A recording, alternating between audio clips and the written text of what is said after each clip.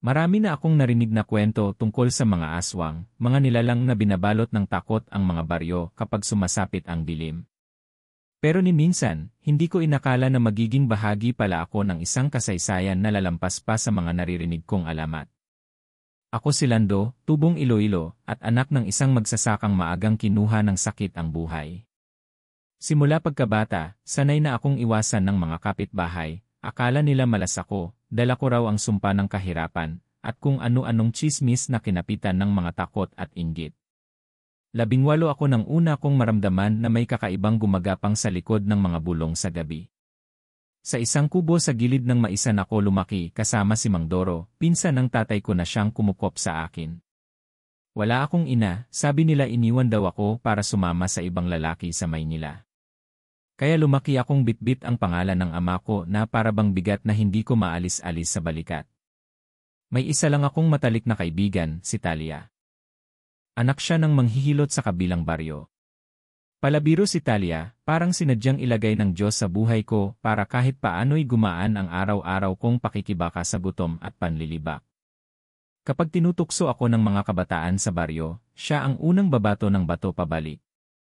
Sabi niya, kung hindi raw dahil sa akin, baka matagal na siyang nilamon ng lungkot. Pero kung tutuusin, siya ang dahilan kung bakit hindi ko lubusang naramdaman ang hapdi ng pagiging mag-isa.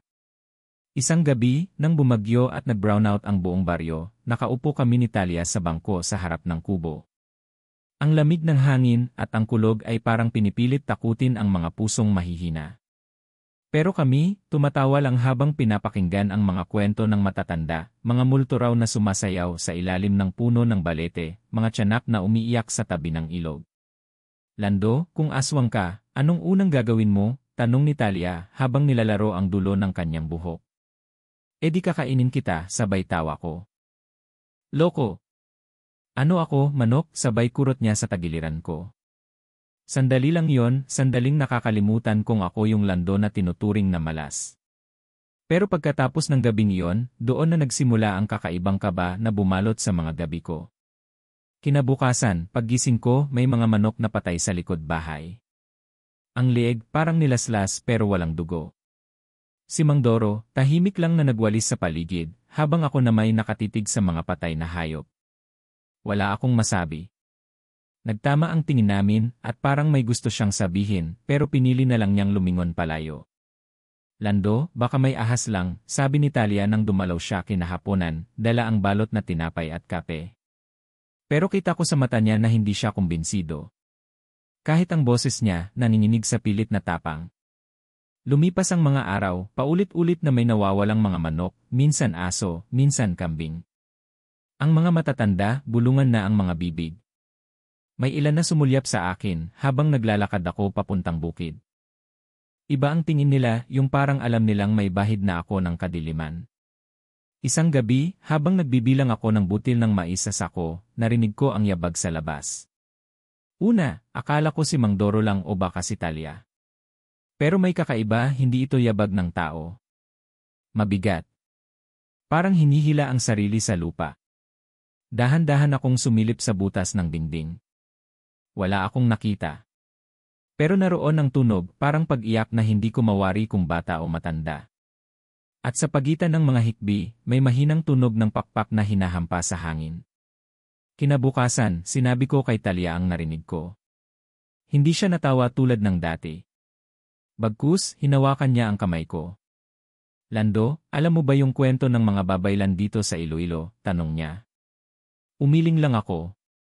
Hindi ko naisip noon kung gaano kalalim ang ugat ng mga dasal at orasyon na iniwan ng mga ninuno namin. Sabi ng lola ko, noong unang panahon daw, mailahi ng mga aswang na halos maghari na sa buong pok. Sila ang kumukuha ng mga sanggol, nagpapalaganap ng sakit. Pero isang pangkat ng mga babaylan ang humarap sa kanila, pinuksa sila, pinatay, itinaboy sa bundok. Kaya raw naging tahimik ang baryo natin, pero baka may naiwan. Napakagatlabi ako. Pilit kong sinasabi sa sarili ko na katang-isip lang iyon. Pero sa bawat gabing may namamatay na hayop, sa bawat bulong na naririnig ko sa dilim, palakas ng palakas ang pagdududa ko na baka hindi lang alamat ang lahat. Noong sumunod na gabi, hindi na ako nakatiis. Matapos maghapunan, kinuha ko ang lampara at dumiretso ako sa likod bahay. Si Talia, pilit akong sinundan. Ayaw niyang maiwan akong mag-isa. Kahit nanginginig ang tuhod niya, tahimik lang siyang nasa likod ko, mahigpit ang kapit sa laylayan ng baroko. Bawat hakbang, naririnig ko ang kaluskos sa ilalim ng mga tuyong dahon. Humahalo ang huni ng mga kuliglig at malakas na hampas ng hangin sa tainga ko. Hanggang sa makarating kami sa tabi ng lumang puno ng mangga na lagi naming tinatambayan noon. Doon namin nakita may bakas ng paa. Malalaki. Hindi pangkaraniwan. May marka ng kuko na mahaba, at sa tabi nito, may mga patak ng dugo na parang sinadya para sundan. Lando, mahina ang boses ni Talia, umalis na tayo, pero bago pa kami makagalaw, may biglang kumaluskos mula sa itaas ng puno. Dahan-dahan kaming napatingala. Hindi ko agad makita kung ano yon, parang anino lang na gumagalaw sa pagitan ng mga sanga. Hanggang sa unti-unti itong bumaba, parang naglalambitin.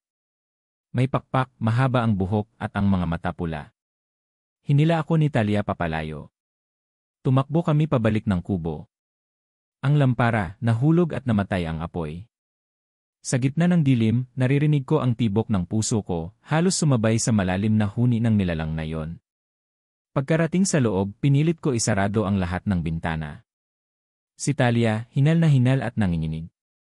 Tumingin siya sa akin, at sa gitna ng kanyang mga luha, may sinabi siyang hindi ko malilimutan. Lando, baka ikaw ang hinahanap nila. Napatingin ako sa mga kamay ko, mga palad na sanay sa putik at pawis, pero sa pagkakataong iyon, parang may malamig na dumadaloy mula rito. At sa labas ng kubo, naririnig ko ang tunog ng mga pakpak, parami ng parami, palapit ng palapit, parang binubuksan ang isang lihim na matagal nang nakakulong sa dugo ko. At doon ko naisip baka nga, hindi lang ako basta Lando na anak ng magsasaka. Baka ako ang susunod na pahina ng kasaysayan ng lahi nilang minsang pinataob ng mga babaylang tubong Iloilo. Hindi na ako nakatulog ng gabing iyon. Kahit nakahiga na ako sa papag, ramdam ko pa rin ang bigat ng titig ni Talia, hindi na siya yung palatawa at palaban na Talia na kilala ko. May takot na sa mga mata niya, pero mas masakit yung halatang takot na baka ako mismo ang kinatatakutan niya. Nang mag-umaga, tahimik kaming dalawa. Siya ang nag-init ng kape habang ako naman ay walang ibang ginawa kundi titigan ang lumang dingding ng kubo. Paulit-ulit na pumapasok sa isip ko ang sinabi niya kagabi, baka ikaw ang hinahanap nila. Parang biglang bumigat ang lahat ng tanong na itinapon ko na noon pa. Lando, may kailangan kang malaman. Mahina ang boses niya, parang takot na baka masaktan ako sa susunod niyang sasabihin. Yung nanay mo hindi siya basta nawala. Ayon kay Nanay Sela, may dahilan bakit iniwan ka niya. Napatingin ako. Hinintay ko ang susunod na salita. Sabi-sabi, bago ka ipanganak, may dumalaw na matandang babae kay Nanay Sela. Pinagbilinan siya na huwag hayaang lumayo ang ina mo sa baryong ito. Kasi raw may sumpa ang dugo ninyo. Tumawa ako, pilit na tawa para takpan ang gumuguhong loob. Sumpa? Talia, ano to, drama? Hindi ito biro, Lando. Napatingin siya sa pinto ng kubo, para bang tinitiyak kung may nakikinig. Yung lahi ninyo, ayon kay Nanay Sela, may ugat ng nilalang na kinatatakutan sa buong pok na to, kaya kayo mahirap, kaya kayo palaging minamalas, kasi daw, kailangan laging magtago, laging nakalubog sa lupa para hindi na muling magising ang dugo ninyo. Gusto kong sabihin kalokohan lahat yon, pero paano ko ipapaliwanag ang mga aninong nakikita ko sa gabi? Ang mga patay na hayop. Ang mga bulong na parang ako lang ang nakakakarinig. Nang hapong iyon, umalis si Talia. Pinilit kong umalis siya dahil ayokong madamay pa siya. Gusto kong mag-isa, pero sa totoo lang, takot na takot ako. Kaya matapos ang hapunan, dinala ko ang lampara at naglakad papunta sa maliit na sapa sa dulo ng maisan. Doon ako madalas nagpupunta tuwing hindi ko na kaya ang bigat ng mundo. Pagdating ko roon, may kakaibang lamig na sumalubong sa akin. Ang tubig sa sapa, kumikislap sa ilalim ng mahina kong lampara. Doon ko nakita ang isang bagay na hindi ko inaasahan, isang matandang lalaki na nakaupo sa isang batong bahagi ng sapa. Nakasuot siya ng lumang bahag, may mga palamuti ng kabibe at kahoy ang liig at braso. Tapos ka na ba magtago, Lando? Tanong niya, boses na parang hangin na humahaplos sa tainga ko. Sino ka? Tanong ko, agad na umatras. Isa akong albularyo. Pero hindi lang basta manggagamot, ako ang nagbabantay sa mga lihim na matagal nang gustong ibaon ng mga tao sa lupa. Tumayo siya at kitang-kita ko ang mga mata niyang mapuputi na parang wala ng mga balintataw. Hindi ko alam kung bakit pero parang hindi ako makatakbo. May lakas sa presensya niya na nagpapako sa mga paa ko sa lupa. Matagal na kitang hinahanap. Alam mo bang hindi aksidente na ikaw ang anak na naiwan dito? Patuloy niya habang pinapadausdos ang daliri sa ibabaw ng tubig. Sa bawat galaw niya, ang mga alon ay parabang sumasayaw kasabay ng huni ng hangin. Hindi ko alam ang sinasabi mo, sagot ko, bagamat alam kong kahit ako, hindi na rin kumbinsido sa pagtanggi ko. May nilalang na bumabalik, Lando. Ang lahi ng aswang na minsan nang pinataob ng mga babaylan, may isa sa kanila na hindi naubos. Siya ang nagpapadala ng mga anino sa paligid mo. Gusto niya ang dugo mo. Doon ko naramdaman ang malamig na pawis sa likod ng leg ko. Gusto kong tumawa at sabihin panaginip lang ito, pero alam kong hindi. Hindi ako naniniwala, sigaw ko. Hindi mo kailangang maniwala. Darating siya, darating sila, kahit ayaw mo pa. Sa kanya inilabas mula sa maliit na supot ang isang bagay na kumikislap sa liwanag ng lampara. Isang mutya, kulay bughaw, parang buhangin na naging bato. Anong mutya ito ng dagat? Regalo sa angkan ng mga babaylan mula sa diwata ng tubig. Pinagkatiwala sa akin para ibigay sa iyo pag dumating ang tamang oras. Oras na yon. Dahan-dahan niyang inilagay ang mutya sa palad ko. Mainit ito, taliwas sa malamig na simoy ng gabi. Kapag dumikit sa dugo mo yan, magsisimula ang pagbukas ng kung ano ka talaga. Gusto kong ibalik. Ayaw ko. Pero parang kumapit na ito sa palad ko, at habang tinititigan ko, para bang may umuukit na mga hugis at linya sa loob ng bato. Piliin mong labanan, Lando. O piliin mong pagtakpan. Ikaw ang magpapasya. Pero tandaan mo, hindi ka mag-isa. At sa isang iglap, bigla siyang nawala, parang nalunod sa malamig na hangin. Naiwan akong mag-isa sa tabi ng sapa, hawak ang mutya na parang bumubuhay ng apoy sa palad ko. Kinabukasan, walang nakakaalam kung sino ang matandang iyon. Tinatanong ko si Mang Doro, tinanong ko pa ang ilang matatanda sa baryo, pero wala ni isa ang umamin na kilala nila siya. Parang hindi siya totoo, pero hawak ko ang mutya, at gabi-gabi, nararamdaman ko ang mainit nitong tibok sa bulsa ko. Naging mailap na rin sa akin ang mga tao. Yung mga dati, pinandidirihan lang ako, ngayon, para na akong sakit na ayaw nilang malapitan. Minsan, habang binubungkal ko ang lupa sa maisan, naririnig ko ang bulungan ng mga kapitbahay, anak ng aswang yan, iwasan mo yan, si Talia lang ang bumabalik pa rin. Pero hindi na siya tulad ng dati. Tahimik na rin siya kapag kasama ko. Tila pinipigilan ang sarili niyang magtanong pa ng sobra. Hanggang isang gabi, habang nasa kubo siya, bigla niyang sinabi ang hindi ko inaasahan. May nakausap akong diwata sa panaginip ko kagabi. Napatingin ako, hawak pa rin ang mutya sa kamay ko. Anong sabi? May darating. Malakas. Mas malakas pa sa mga aswang na nabura ng mga babaylan noon. At ikaw lang daw ang pwedeng humarap. Napaluha siya, pero pilit niyang pinunasan iyon bago pa bumagsak sa sahig.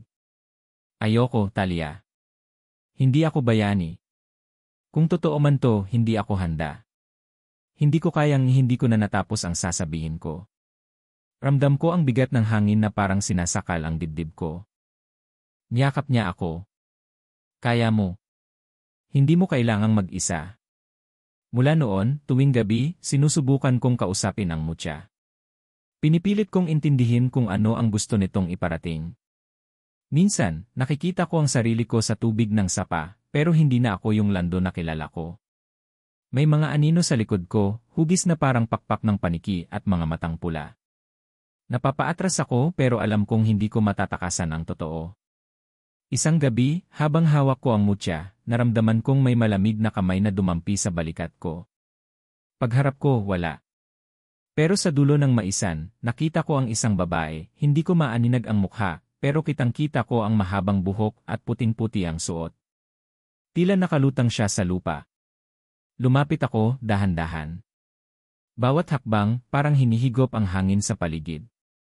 Nang malapit na ako, narinig ko ang boses niyang parang awit na wala sa tono. Lando, anak ka ng dalawang mundo. Hindi ka pwedeng magtago habang buhay. At bago ko siya maabot, bigla siyang naglaho, kasabay ng pagdampi ng malamig na simoy na nag-iwan ng mga bulong na hindi ko maunawaan. Kinabukasan, alam kong wala nang atrasan. Kailangan ko nang magdesisyong harapin kung sino talaga ako, o tuluyan akong lamunin ng sumpang matagal ng pilit itinago ng dugo namin. At habang pinipisil ko ang mutya sa bulsa ko, ramdam ko ang apoy na unti-unting gumigising sa katahimikan ng aking pagkatao. Hindi ko alam kung paano nagsimula ang lahat ng totoo kong maramdaman ang bigat ng mutya. Parang unti-unti nitong binubuksan ang mga sugat na matagal ko nang tinakpan. Hindi lang ito tungkol sa aswang o sa mga aninong gumagapang sa likod ng dilim. May mas malalim pa, ang tanong na palagi kong pilit iniiwasan, bakit ako iniwan? Sa tuwing pipikit ako, bumabalik ang larawan ng nanay kong ni minsan, ay hindi ko man lang natandaan ang mukha. Ang sabi ng iba, maganda raw siya, maputi ang balat, mahaba ang buhok, laging may pulang pamaypay na dala kahit tag-ulan. Pero sa akin, isa lang siyang multo. Isang pangalang hinanap ko sa bawat mukha ng mga babae sa baryo. Isang dahilan kung bakit kahit anong gawin ko, palagi akong gutom, hindi lang sa kanin, kundi sa sagot. Minsan iniisip ko, paano kung nandoon siya? Paano kung kasama ko siyang kumakain sa sahig ng kubo, pinupunasan ang likod ko kapag may lagnat, kinakalong ako kapag nananaginip ng masama? Baka hindi ganito ang takot ko sa dilim. Baka hindi ko kailangang magtago sa ilalim ng banig para lang takpan ang mga hikbi ko tuwing gabi. Pero wala na siya, at ang iniwan niya sa akin ay ang dugong sinasabi nilang sinumpa. Dugo na ngayon ay hinahanap ng kung anumang nilalang na gumagapang sa anino ng mga puno. Dugo na gustong isama sa kadiliman. Noong sumunod na gabi, nagpasya akong huwag munang umuwi. Nagtungo ako sa maliit na kamalig sa gitna ng maisan. Dala ko ang mutya, nakatali sa pisi na nilagay ko sa leg. Ramdam ko ang init nito sa balat ko, pero sa kabila ng init na yon, nanginginig ang bukong katawan. Sa dilim ng kamalig, naririnig ko ang tunog ng mga kuliglig, ang huni ng mga palaka sa malapit na sapa, pero sa gitna ng lahat ng iyon, may kakaibang kaluskos, parang mga kuko na kumakaskas sa kahoy na dingding. Pinilit kong huwag magpanik. Pinikit ko ang mga mata ko. Hinihiling ko na sana, panaginip lang lahat. Pero alam kong hindi. Biglang bumukas ang pinto ng kamalig. Pumasok ang malamig na hangin, kasabay ng aninong hindi ko maaninag ang mukha. Napaatras ako. Tumama ang likod ko sa sako ng mais. Lando, mahina at garalgal ang boses na parang pinaghalo ang tinig ng matanda at bata. Ibalik mo sa amin ang dugo mo, mabigat ang dibdib ko sa takot, pero mas mabigat ang galit. Para akong pinagsasabay-sabay na pinupunit sa gitna, galit sa nanay kong iniwan ako, galit sa mundong ginagawang sumpa ang pagkatao ko, galit sa sariling wala akong magawa kundi ang manginig. Hindi ko kayo kilala, sigaw ko, nanginginig ang boses ko, pero pinilit kong patigasin ang loob ko. Umalis kayo. Humakbang palapit ang anino. Nakita ko ang maitim na kuko nito, mahaba at matulis, parang pang-ahit. Pero bago pa niya maabot ang mutya sa dibdib ko, biglang bumukas ang bintana sa gilid ng kamalig. Pumasok ang isang malamig na bugso ng hangin, at kasabay noon, may kumislap na liwanag mula sa mutya. Napaatras ang nilalang, umalulong na parang aso na nasaktan. Nakita ko ang mga mata nito, mapula, kumikislap sa dilim. Tapos bigla itong kumaripas palabas ng kamalig, iniwan akong hingal na hingal, pawis na pawis, at hawak-hawak ang mutya na parabang iyon na lang ang tangi kong sandata. Kinabukasan, pinilit kong magpakanormal. Nagbubungkal pa rin ako ng lupa, nagpapakain ng manok, kunwari walang kakaibang nangyari. Pero alam kong hindi na ako pwedeng magtago sa likod ng araro at sako ng palay. Si Talia dumalaw ulit. Inabot niya sa akin ang isang lumang kahon na balot ng tela. Galing to kay Nanay Sela. Noon pa raw ito nakatago para sa'yo. Dahan-dahan kong binuksan ang kahon. Sa loob, may lumang pamaypay, pulang-pula, parang pinaglihan ng dugo. Bigla akong napahawak sa ulo ko. Parang may sumasagi sa alaala ko, isang babae, nakaupo sa ilalim ng puno, pinapaypayan ako habang tulog na tulog ako sa kandungan niya. Kay nanay mo daw yan. Simula pa noon, sabi ni Nanay Sela, pinapamana yan sa babaeng may dugong babaylan. Pero nang ikaw ang ipinanganak na lalaki, hindi nila alam kung ano ang ibig sabihin. Ngayon, baka oras na para ibalik yan sa'yo. Pinagmasdan ko ang pamaypay. Mabigat sa palad. Parang may iniipit na lihim sa bawat guhit ng pulang tela. Hinawakan ko ito sa dibdib ko, saka napalunok. Hindi ko alam kung kaya ko, Talia. Alam kong takot ka. Ako rin, takot ako para sa'yo. Pero kung hindi ikaw, sino? Ako? Si Mang Doro na matanda na. Wala tayong ibang aasahan, Lando. Tahimik kaming dalawa. Hinawakan niya ang kamay ko, malamig pero mahigpit. Ang mga mata niya, punong-puno ng awa at tapang na pilit niyang hinihiram para lang may maibigay sa akin. Simula noon, tuwing gabi, pinipilit kong pag-aralan ang pamaypay at ang mutya. Hindi ko alam kung paano, pero may mga panaginip na dumarating. Sa panaginip, nandoon ang mga babaylan, mga babaeng nakaputi, may mga tatoo sa braso at likod, nakapalibot sila sa apoy.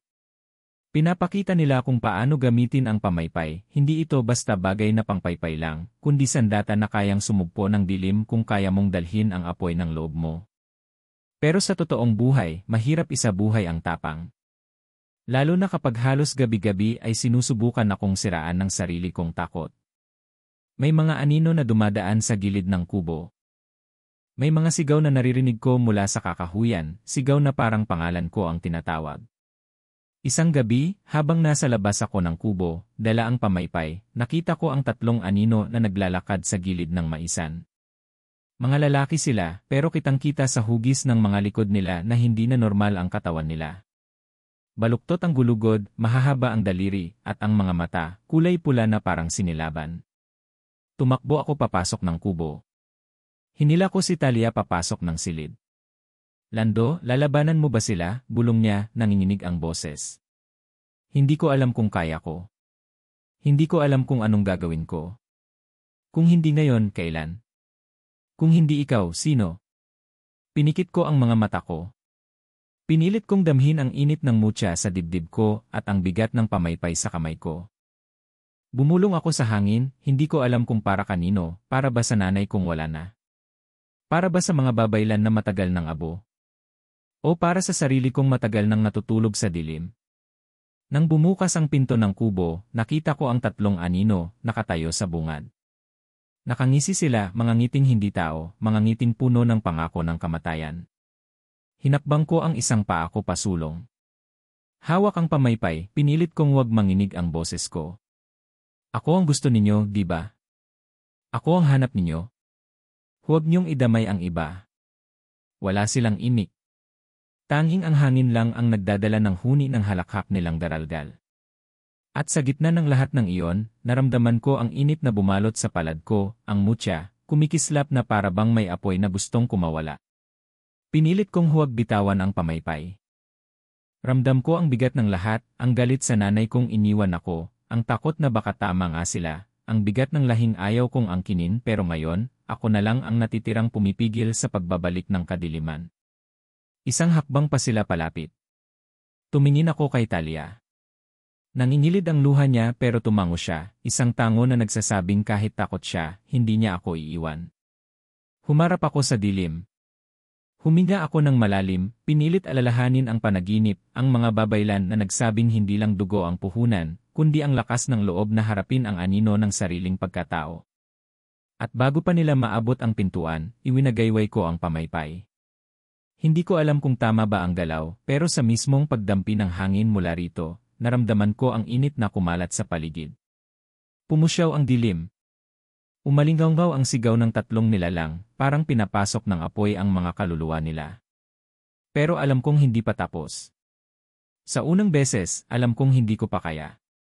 Ramdam kong susubok sila ulit. Babalik sila. At babalik ako, handa man ako o hindi. Sa sulok ng dilim, ramdam ko ang mga mata ng ina kong iniwan akong walang paalam, parang boses na hindi ko marinig ng buo. Pero alam kong nagsasabi iyon ng isang bagay, hindi ka nag-iisa, anak. At doon ko naintindihan ang sumpa, ang lahi, ang mutya, at ang pamaypay lahat ito, hindi para itakwil ko. kundi para tanggapin ko kung sino talaga ako. At habang humihigpit ang hawak ko sa pamaypay, handa akong maghintay sa susunod na dilim na susubok sa akin. Dahil hindi na ako tatakbo. Makalipas ang gabing iyon, hindi na muling bumalik ang tatlong nilalang. Pero kahit wala na sila sa harap ng kubo, alam naming hindi sila tuluyang nawala. Lalong lumakas ang pakiramdam ko na sa bawat hakbang ko palabas ng kubo, may mga matang nakatitig, sumusubaybay, nag-aabang kung kailan ako muling bibitaw. Sa araw, pilit kong inuubos ang oras ko sa bukid, nag-aararo, nagbubungkal, nagpapanggap na walang mabigat na tinatago sa dibdib. Pero kahit ang simpleng ihip ng hangin ay parang may dalang bulong na sumusundot sa tenga ko, hindi ka ligtas, Lando. Hindi ka patapos. Si Talia naman, hindi na bumabalik sa bahay nila. Halos dito na siya sa kubo natutulog. Sabi niya, mas mabuti nang magkasama kami kung sakaling bumalik ang mga anino. Pero kita ko sa mukha niya ang pagod, yung mga mata niyang dati palaging buhay, ngayoy palaging pula sa puyat at takot. Minsan, bigla ko siyang mahuhuli na nakatulala sa labas, pinakikinggan ang mga huni ng gabi na parang inaabangan kung darating na ang mas matinding unos. Lando, sigurado ka bang kaya mo pa to? Minsan tanong niya habang magkatabi kaming nakaupo sa may bangko, pinapainit ang sabaw na bigas. Hindi mo naman kailangang, hindi ko alam kung kaya ko pa. Pinuputol ko siya kasi ayokong magsinungaling. Sabay hinawakan ko ang mutya na nakasabit pa rin sa leg ko. Pero kung hindi ko haharapin, kanino to babagsak? Sa'yo? Sa mga bata sa baryo? Pilit siyang ngumiti. Hinawakan niya ang kamay kong nanginginig sa lamig ng gabi. Pasensya ka na ha. Gusto kitang tulungang lumaban pero minsan naiisip ko, baka balang araw, ikaw rin ang mawala. Hindi ko alam ang isasagot ko. Kasi totoo. Hindi ko rin alam kung buhay pa ba ako sa dulo ng lahat ng to. Nang gabing iyon, habang natutulog si Talia sa papag, ako naman ay nakaupo sa may pintuan ng kubo. Hawak ko ang pamaypay na minana ko, pinapaikot-ikot sa daliri ko. Sabi sa panaginip ko noon, may bisa lang daw ito kapag tanggap mo na ang apoy sa dugo mo. Pero paano kung hanggang ngayon, kalahati lang ng sarili ko ang naniniwala? Paano kung hanggang ngayon, kalahati ko pa rin ang galit na galit sa nanay kong iniwan akong mag-isa? Paano kung ang kahinaan ko mismo ang dahilan para tuluyang bumalik ang kadiliman? Biglang may kaluskos sa labas. Mabilis kong inabot ang lampara at tinutok sa may bintana. Walang tao, pero may bakas na parang mabigat na bagay ang gumapang sa lupa. Lumabas ako ng dahan-dahan. Nasa likod bahay, sa tabi ng bunto ng dayami, nakita ko ang tatlong patay na manok, kalahati ng katawan nila, gutay-gutay. Pero ang kakaiba, may iniwang marka sa tabi nila, isang hugis bilog na may tatlong bituin sa gitna, nakaguhit gamit ang dugo ng mga hayop. Napaatras ako. Napatingin sa paligid. Ramdam kong hindi ito basta babala, parang pinapakita nila kung gaano kadali akong saktan, kung gaano kababaw ang kayang protektahan ng pamaypay at mutya kung hindi ko pa rin kaya ang sarili kong anino. Kinabukasan, dinala ko si Talia sa sapa kung saan ko unang nakita ang albularyong nawala na lang na parang usok. Umupo kami sa batong dati upuan niya. Hawak ko ang mutya at pamaypay, pinilit kong magdasal, pero sa halip na dasal, puro tanong ang lumalabas sa bibig ko. Bakit ako? Bakit ako ang kailangang magbayad ng kasalanan ng mga hindi ko naman kilala? Anong ginawa ko para maging ganito ang buhay ko? Pumalahaw ang tinig ko, parang batang humahanap ng magulang sa gitna ng ulan. Tahimik lang si Talia. Tumingala siya sa mga dahon ng punong gubat na tumatakip sa sikat ng araw. Lando, mahina niyang sabi, kahit anong mangyari, hindi mo kasalanan kung anong dugo ang dumadaloy sa'yo. Pero desisyon mo kung paano mo ito gagamitin. Gusto kong maniwala sa sinabi niya. Pero bago pa ako makasagot, biglang umalon ang tubig sa sapa, maliliit na bula ang umakyat sa gitna, parang may nilalang sa ilalim. Tumayo kami pareho, kumapit si Talia sa braso ko. Mula sa ilalim, may sumulpot na hugis. Parang isang kamay na yari sa tubig, kumapit sa dalampasigan. Sa loob ng ilang segundo, nabuo ang anyo ng isang babae, hindi tao, hindi rin ganap na anino. Ang buhok niya, mahaba at parang umaagos kasama ng agos. Ang mga mata, kulay perlas na kumikislap kapag tinatamaan ng araw. Diwata, mahina kong sambit. Pakiramdam ko bumalik ang lamig sa talampakan ko. Tumingin siya sa akin, sa mismong mga mata ko, at sa isang iglap, parang alam na niya ang lahat ng iniisip ko. Lando, anak ng dalawang mundo, sabi niya. Hindi lang ito laban ng laman at anino. Laban ito ng puso at takot. Habang nakakapit ang galit mo, hindi mo mabubuksan ang lakas na iniwan sa'yo. Gusto kong magsalita pero naunahan ako ng sariling luha. Umagos iyon na parang nabasag ang lahat ng pinipigil kong bigat. Hindi ko alam kung paano. Hindi ko alam kung kaya ko pa ngumiti ang diwata. Inabot niya ang palad ko, saka inilagay ang daliri niya sa mutya. Biglang kumislap ito, mas maliwanag kaysa dati. Kasabay ng liwanag, naramdaman ko ang init na bumalot sa dibdib ko hanggang ulo. Parang may tinatanggal na bara sa loob ng dibdib ko, isang galit na matagal ko nang siniksik. Pag natutunan mong patawarin ang iniwan ka, Lando, doon magsisimulang gumising ang apoy na babalot sa pamaypay mo. Doon magsisimulang bumukas ang pinto ng dugo mo. At bago ko pa siya matanong kung paano, naglaho ang diwata na parang usok na isinayaw ng hangin. Naiwan akong hingal, pawis na pawis, pero ramdam ko na may binuksan siya na hindi ko pa kayang hawakan ng buo. Pag-uwi namin, nagpasya kaming ayusin ang kubo. Pinatibay ang mga dingding, sinaraduhan ang mga butas na pwedeng pasukan ng anino. Nilagyan ni Talia ng mga dahon ng saging at mga talismang binigay ni Nanay Sela para raw depensa kahit paano. Habang nagkukumpuni, kita ko pa rin ang takot sa mata niya, pero pilit niya iyong tinatakpan ng ngiti. Minsan naiisip ko, Lando, sabi niya habang itinatali ang mga dahon sa bintana, kung sana normal lang tayo. Yung ikaw magsasaka lang, ako manghihilot, tapos may anak tayo, hindi ko alam kung ngumiti ako o umiyak sa narinig ko. Ang bigat ng mga salitang kung sana. Kasi alam naming pareho, walang sana sa giyerang paparating. Nang sumapit ang hating gabi, muling bumalik ang sigaw sa hangin. Hindi na ito kagaya ng dati, ngayon, mas malalim, mas marami, mas malakas. Parang may libu-libong mga aninong nagbubuni sa dilim. Narinig ko ang mga yapak nila sa labas, gumagapang, kumakaluskos, parang pinapaligiran ang buong kubo. Hinawakan ko ang pamaypay. Naramdaman ko ang mutya na parang may buhay na sariling kumakabog sa dibdib ko. Tumingin ako kay Talia na pilit pinipigilang umiyak. Kapag pumasok sila, Lando, anong gagawin natin, bulong niya. Hindi ko masagot. Ang totoo, hindi ko rin alam. Ang alam ko lang, wala na akong ibang tatakbuhan. Kung mayon man babagsak ang lahat, dito na sa kubong ito na itinayo ng pawis at pangarap. Dito na rin ako tatayo bilang Lando na piniling bumangon kahit sugatan. At habang unti-unting bumubukas ang mga dingding sa labas, kasabay ng malamig na simoy na may dalang amoy ng dugo, alam kong mas mabagsik ang susunod na mukha ng dilim. Hindi ko alam kung sapat na ang pamaypay, ang mutya, at ang apoy na pilit ko pang hinuhukay sa ilalim ng dalit ko. Pero alam ko rin, wala na akong ibang haharap para sa mundong iniwan na ng mga babaylan noon. Wala na akong ibang sasandigan kundi ang mga sugat na ito at ang pangakong hindi na mauulit ang dati. At doon sa gitna ng sigaw ng mga anino, ang tibok ng mutya, at ang takot na nanginginig sa pagitan namin ni Talia, ramdam kong paparating na ang gabi ng tunay na pagsubok. Hindi ko na alam kung anong oras na. Pakiramdam ko, buong gabi ay isa lang ang oras, dilim na walang humpay, sigaw ng hangin na may dalang mga bulong, at mga kaluskos na parang mga kuko sa bubong.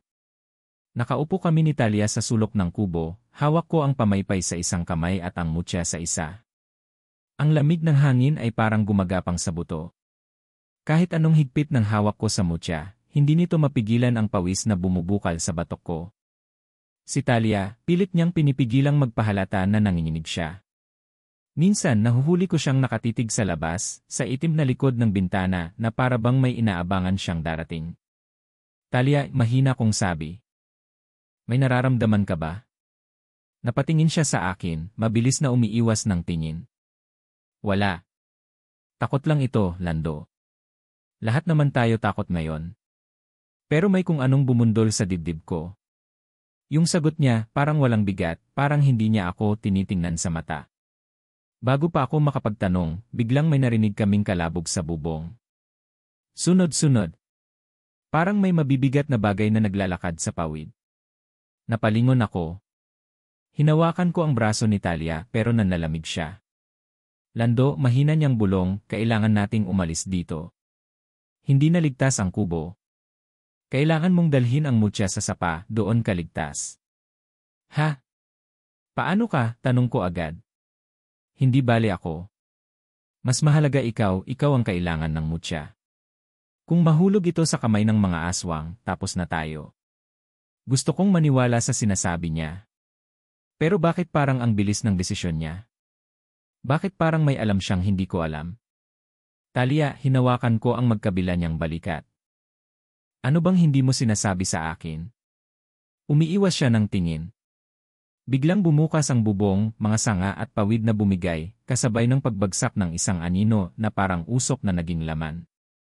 Mabilis ang lahat, naramdaman ko na lang ang mabigat na braso na sumagasa sa akin, itinapon ako sa dingding. Tumama ang balikat ko sa tabla, halos mabitawan ko ang pamaypay. Pagmulat ko, nakita ko ang nilalang, hindi ito tao. Higit siyang mabagsik kaysa sa 3 aswang na nakita ko noon. Ang likod niya ay puno ng mahahabang tinik, ang mga kuko parang bakal na kinulapulan ng itim na dugo.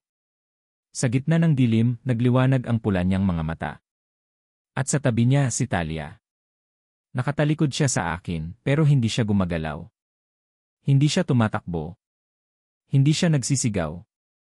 Talia, sigaw ko, nanginginig ang boses ko. Ano to? Sino yan? Dahan-dahan siyang humarap. At doon ko nakita ang mutya na kanina'y nasa kamay ko, hawak na niya. Buong mata niya sa mga luha, pero matigas ang titig niya. Patawarin mo ako, Lando, bumulong siya, halos hindi ko marinig. Akala ko kaya ko. Akala ko mapipigilan ko. Pero tama sila, ikaw ang susi. At kung hindi kita ibibigay, ako ang mawawala. Parang bumagsak ang mundo ko. Ang kaibigan kong kanina ko lang kinakapitan ng tapang, siya pala ang butas ng kubong pinaghirapan naming tibayin. Hindi ko ginusto, Lando, tuloy niya, halos maiyak. Matagal na akong pinangakuan. Sabi nila, kapag ibinigay kita, makakawala ako sa sumpa. Makakaalis ako rito. Makakaalis tayo. Talia, halos hindi na ako makahinga. Bakit? Bakit mo ako ibebenta? Kaibigan mo ako. Kaibigan kita. Kaibigan kita, Lando. Pero pagod na ako. Pagod na akong magtago kasama mo, magtago sa takot mo, magtago sa dilim na hindi naman ako ang pinagmumulan. Ikaw to, Lando. Hindi ako. Sumigaw ang nilalang, isang sigaw na parang pinunit ang hangin. Lumapit ito kay Talia, inilapit ang mukha na puno ng nanlilimahid na mga ngipin. Magaling, babae, sabi ng nilalang sa boses na parang basag na bakal. Isuko mo na ang anak ng dugo. Napahawak ako sa pamaypay na nalaglag malapit sa paa ko. Nanginginig ang kamay ko pero hindi ko binitawan. Muli kong naramdaman ang init nito pero kulang. Parang may kulang sa apoy na yon, kulang kasi naguguluhan ang puso ko. Talia, umusad ako, pilit na lumalapit. Kung may natitira pa sa'yo na ako ang kaibigan mo, ibalik mo sa akin ang mutya. Umiling siya. Humakbang siya palapit sa nilalang. Hinawakan niya ang braso nito, braso na puno ng kaliskis na parang balat ng sawa. Patawarin mo ako, Lando. Pero ayoko nang maghirap. Ayoko na. At sa mismong saglit na yon, may naramdaman akong kakaiba. Hindi galit, kundi lungkot na parang tinutusok ang laman ko. Saka ko naisip, kaya ko bang lumaban kung mismong ang taong pinagkatiwalaan ko, ang dahilan ng pagbagsak ko ngayon? Biglang kumidlat sa labas, ang liwanag nito ay tumama sa mukha ng nilalang. At doon ko nakita, hindi lang siya basta aswang. May marka siya sa noo, 3 bituin sa loob ng bilog, parehong marka na iniwan niya sa mga patay na manok. Doon ko naisip, hindi lang basta gutom ang habol nito, may kasaysayan ito sa dugo ko. Lando, bumulong ang tinig sa likod ng utak ko, boses na pamilyar pero hindi ko mahanap kung kanino galing. Hindi lahat ng ina ay iniwan ka dahil gusto kang talikuran. May mga iniwan ka para ka mabuhay. Naramdaman kong lumamig ang hangin. Bumukas ang isa pang parte ng bubong. Sa gitna ng lakas ng hangin at ulan na biglang bumuhos, narinig ko ang mga bulong, boses na parang awit ng mga babaylan sa panaginip ko. Anak ng 2 mundo, ang dugo mo ay kandado at susi. Napahawak ako sa pamaypay. Naramdaman ko ang init na parang apoy na sumisingaw mula sa palad ko. At sa gitna ng takot at sakit ng pagtataksil, bigla kong naunawaan, ang galit ko ang bumabalanse sa apoy, pero ang kapatawaran ko ang magpapaliyab nito. Tumayo ako kahit nanginginig pa rin. Humakbang ako palapit kay Talia at sa nilalang. Naramdaman kong bawat hakbang, parang may tinatanggal na bigat mula sa dibdib ko, galit kay Talia, galit sa nanay ko, galit sa lahat ng hindi ko maintindihan. Talia, sabi ko, mahina pero buo. Patawad. Napatigil siya. Napahawak siya sa mutya, parang biglang bumigat ito sa palad niya. Napaatras siya, nalaglag ang mutya sa lupa. Tumama ito sa sahig at sa mismong pagkalaglag, kumislap ito ng mas maliwanag pa sa kidlat. Umalinggaw ang sigaw ng nilalang. Napasigaw rin si Talia. Sa gitna ng liwanag, nakita ko ang aninong bumabalot sa nilalang, parang usok na pinipilit bumalik sa laman. Napaatras ako, pinulot ang mutya at inilagay sa dibdib ko. Bumalik ang init, pero kasama nito, bumalik ang bigat. Ang bigat ng katotohanang hindi pa tapos ang lahat. Hindi pa ito ang laban. Ito pa lang ang pintuan. Nang tumigil ang kidlat, wala na ang nilalang, naglaho na lang na parang usok na hinigop ng hangin. Si Talia, nakaluhod sa sahig, umiiyak, hawak ang mukha niya na parang hindi niya na alam kung sino na siya. Lando, humagulhol siya. Patawad. Patawad, wala akong sinagot. Tinitigan ko lang siya, ang kaibigang minsan kong sinandalan, ngayon ay isa na ring sugat na dadalhin ko. Lumapit ako, inilapag ang pamaypay sa tabi niya. Babangon pa rin ako, Talia. Pero hindi na para sa'yo. Para na sa lahat ng hindi mo kayang protektahan. At habang lumalabas ako sa sirang pintuan ng kubo, hawak ang mutya na kumikislap sa ilalim ng ulan, alam ko, mas malaki pa ang kalaban ko. Hindi lang ito mga aswang. Hindi lang ito mga anino. Kalaban ko ang takot, ang galit, ang sugat na iniwan ng nakaraan. At doon sa dulo ng kagubatan, habang umuugong ang hangin, naramdaman kong nagmamasid na sila. Nag-aabang. Nagagalit. Pero handa na akong bumangon, sugatan man at mag-isa. Tumigil ang ulan sa hindi ko alam na oras. Ang paligid, binabalot ng makapal na ulap na parang usok ng apoy na hindi pa tuluyang namamatay. Bitbit ko ang mutya, mahigpit ang kapit sa palad ko. Ramdam ko ang init nito sa dibdib, parang baga na tinutupok ang natitira ko pang takot. Ang pamaypay, nakasukbit sa baywang ko, mabigat at malamig sa balat pero alam kong ito na lang ang kaya kong sandigan. Iniwan ko si Talia sa kubo. Iniwan ko siyang nakaluhod, umiiyak sa pagitan ng mga basag na tabla at pawid. Hindi ko alam kung tama ba ang ginawa ko. Parte ng puso ko ang gustong bumalik at yakapin siya. Pero mas malaki ang parte ng katawang tinigasan na ng mga sugat niya. Wala na akong oras para umiyak kasama niya. Kung hindi ko haharapin ang lahat ngayon, mauulit lang ang gabi, bukas, makalawa, habang buhay.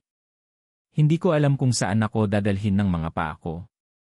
Basta't alam ko lang, kailangan ko siyang harapin. Ang nilalang na yon, ang aswang na hindi basta aswang lang. Ang aninong may marka ng 3 bituin sa loob ng bilog. Ang halimaw na nagtatago ng lihim na kanina ko pa nararamdamang bahagi ko rin. Tumigil ako sa gitna ng maisan, kung saan unang bumagsak ang dugo ng mga manok na pinatay nila para bigyan ako ng babala. Ngayon, wala nang maingay na kuliglig. Walang huni ng palaka. Pati ang mga dahon ng mais, parang nanginginig na lang sa hangin. Lumabas ka na, mahina kong sambit. Huwag na tayong magtago. Wala na akong tinatago. Walang sumagot pero naramdaman ko ang lupa na parang lumalalim sa ilalim ng talampakan ko. May humuhugot ng lakas mula sa paligid, hangin, lupa, ugat ng mga puno. Maya-maya pa, lumabas mula sa anino ang hugis ng nilalang. Mas malaki na siya ngayon, parang sumanib sa kanya ang mga halimaw na bumaliktad sa mga tao. Ang katawan niya, parang pinagdugtong-dugtong na balat at kaliskis ng iba't ibang hayop. Sa noo, nagniningas ang 3 bituin na parang sinusunog ang balat niya. Anak ng dugo, boses niyang parang galing sa ilalim ng lupa. Handa ka na bang ibalik ang iniwang sumpa? Hindi ko siya sinagot. Hinugot ko ang pamaypay, ibinuka ito sa harap ko. Sa likod ng isip ko, naririnig ko ang mga babaylan na minsang bumisita sa panaginip ko, mga tinig nilang malamig pero puno ng tapang. Buksan mo ang sugat, anak. Doon lalabas ang apoy. Humakbang siya palapit. Bawat hakbang niya, gumuguho ang lupa. Bawat hakbang, nararamdaman kong inuubos niya ang lakas ng paligid para lang magpatuloy. Nilalason niya ang hangin para madurog ako sa sarili kong lupa. Hinampas ko ang pamaypay sa hangin. May lumabas na apoy, manipis pero maliwanag. Tumama ito sa harap niya pero tinawanan lang niya. Humakbang pa siya palapit, parang hayop na gutom na gutom. Hindi sapat ang apoy ng galit, anak, sabi niya habang palapit ng palapit. Hindi sapat ang mutya kung duwag ang puso. Hindi sapat ang pamana kung takot kang aminin ang dugo mo. Sumigaw ako. Hinampas ko ulit ang pamaypay. Lumabas ulit ang apoy pero sinagpang ito ng nilalang gamit ang kamay niyang parang bakal. Nakita kong nilamon niya ang apoy, parang apoy lang sa kandila na sinupsop ng hangin. Nang hina ako, napaluhod ako sa basang lupa. Naramdaman ko ang sakit sa tuhod at palad ko. Pero mas masakit ang bigat sa dibdib ko, yung tanong na paulit-ulit, talo na ba ako? Tumawa ang halimaw. Yumuko siya sa harap ko, itinapat ang mukha niyang puno ng sugat at itim na laway. Sumpa ka, Lando. Sumpa ka ng ina mong iniwan ka para mabuhay siya. Sumpa ka ng dugong ayaw mo pero laman mo. Isuko mo na ang mutya, anak. Isuko mo na. Isusuko ko na sana, pakiramdam ko wala na akong kayang ipaglaban. Pero biglang bumalik sa isipan ko ang mukha ni Talia. Hindi ang taliang nagtaksil, kundi yung taliang minsang pinaghugasan ko ng sugat sa tuhod, yung taliang sinabayan ako magtanim ng mais kahit ulan na. Naalala ko ang boses ng ina sa panaginip ko.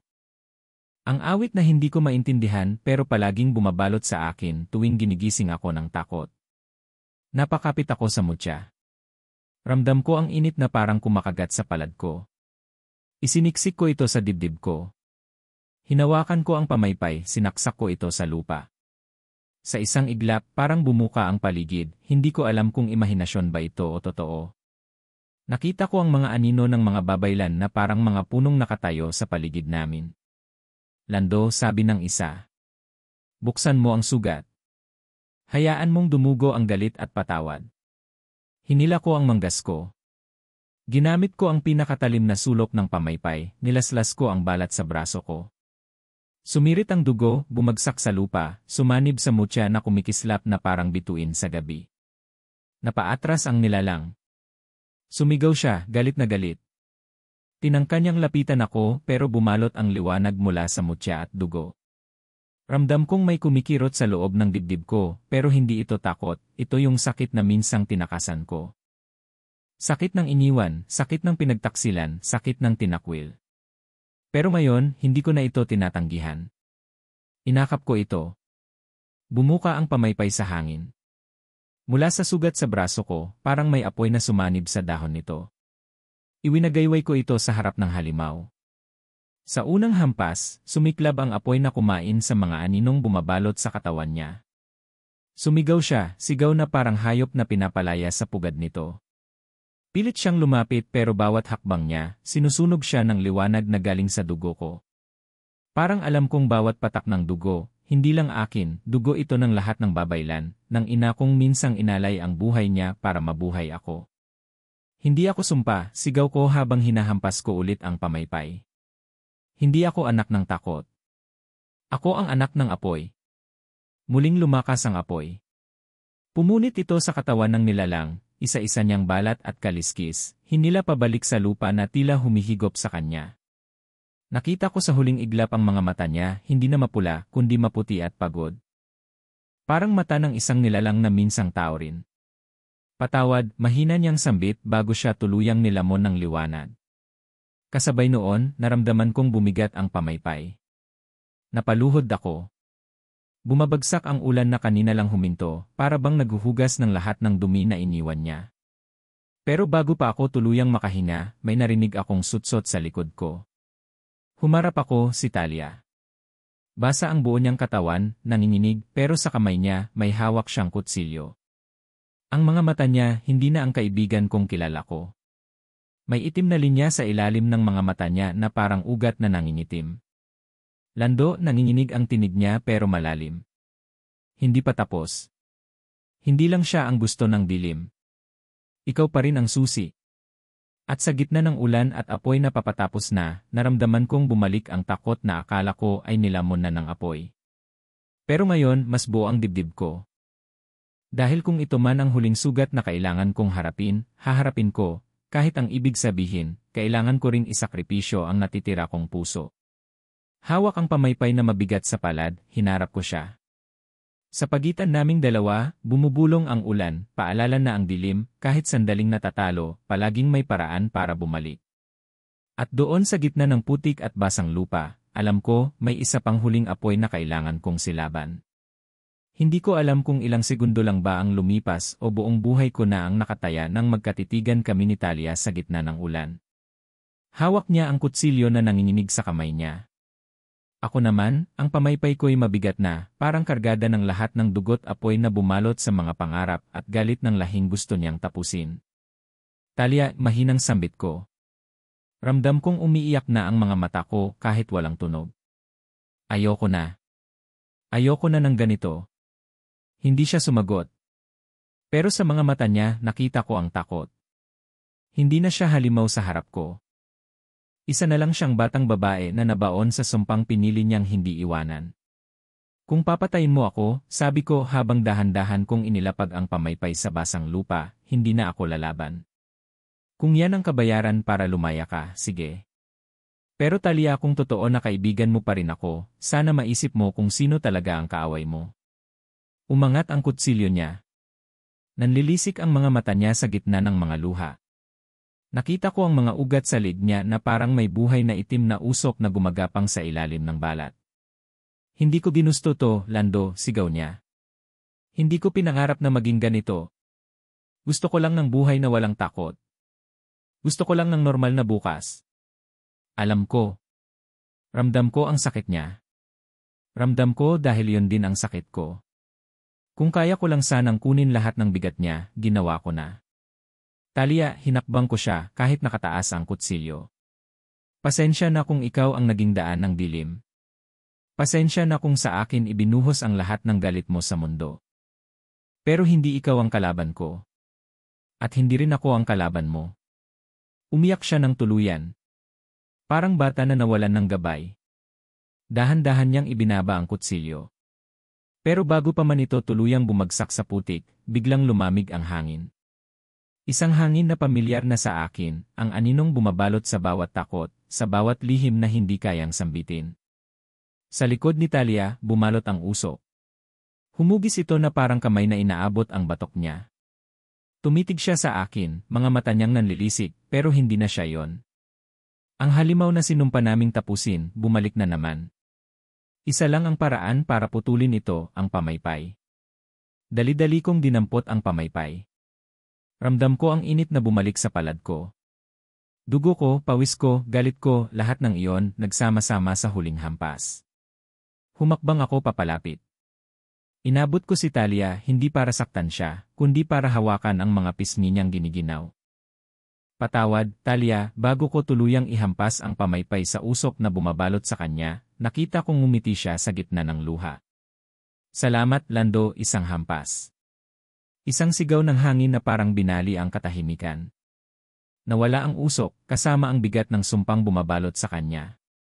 Bumagsak siya sa mga bisig ko, magaan, parang tinanggalan ng bigat ng kasinungalingan. Dahan-dahan kong inihiga si Talia sa basang damuhan. Huminga siya ng mahina, parang bata na lang ulit. Pinisil niya ang kamay ko. Mahina na ang boses niya pero malinaw ko pa ring narinig.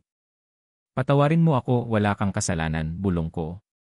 Patawad din. Nang tuluyan siyang pumikit, kasama ng pagtila ng ulan, parang bumukas ang langit para lang hugutin lahat ng bigat sa paligid. Tahimik na ang mga dahon. Ang mga kuliglig na kanina'y nawala, bumalik at muling umungol sa gabi. Sa wakas, nagising ang baryo mula sa bangungot. Tumayo ako sa tabi niya. Nasa harap ko pa rin ang putik at dugo, ang pamaypay na duguan, ang mutya na hawak ko sa dibdib.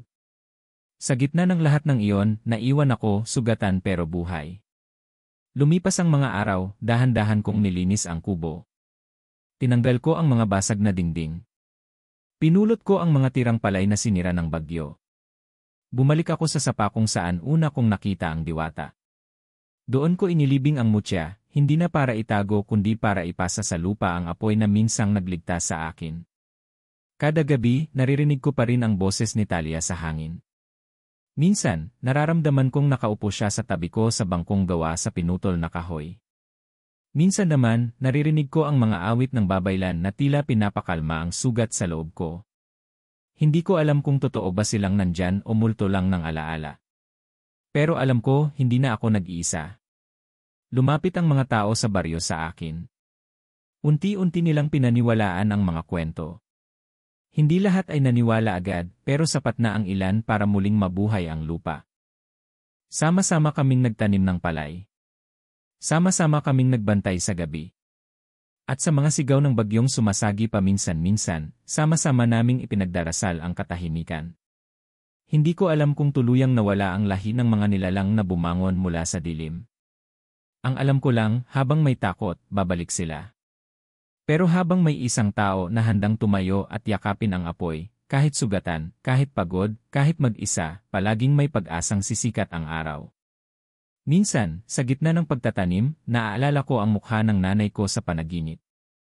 Sinasabayan ko ang awit niya, mahina lang, kasabay ng hampas ng kalaykay sa lupa.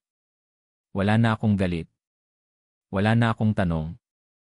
Ang natira na lang ay pasasalamat sa kanya, sa mga babaylan, kay Talia, at sa sarili ko na hindi bumitaw kahit ilang ulit akong binalatan ng dilim. Ngayon, kung may magtatanong kung ano ang sukli ng lahi ng aswang na minsang bumaligtad sa bayan naming ito ang isasagot ko, sukli nito ang mga sugat na hindi kailanman malilimutan. Sukli nito ang mga kaibigang nawala at mga pangakong ipinanganak mula sa abo ng mga sinira. At higit sa lahat, sukli nito ang apoy na isinilang sa puso ng mga taong hindi natatakot tanggapin ang sariling anino. At habang binabagtas ko ang pilapil, hawak ang palay na muling aani ng bagong umaga. Alam kong ang mundong ito ay hindi lamang para sa mga nilalang na kumakain ng laman, kundi para sa mga taong handang isakripisyo ang sarili para may magpatuloy mabuhay. Dahil sa dulo ng lahat ng dilim, palaging may iwan ng apoy, kahit maliit, kahit ihip lang sa gabi, sapat para ipaalala, may tao pa ring magbabantay. At kung dumating man ang susunod na gabi ng mga anino, alam kong hindi na ako mag-isa. Sa bawat tibok ng puso ko, kasama ko silang lahat na minsang nawala, at ang pamana ng apoy na hindi kailanman kayang lunurin ng bagyo o dilim.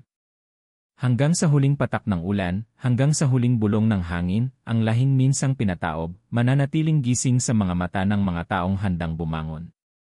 At sa gabing ito, ako ang mata na yon.